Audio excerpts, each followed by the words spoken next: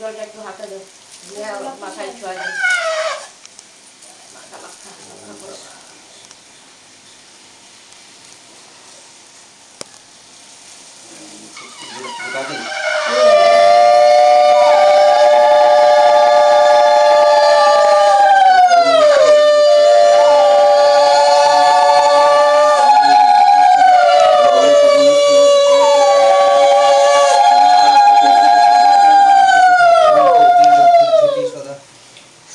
শ্রদ্ধা পুষ্টি ক্ষমামতি বুদ্ধি লজ্জা বকু শান্তি স্তষ্টি কান্তি মাতর ওম শান্তি।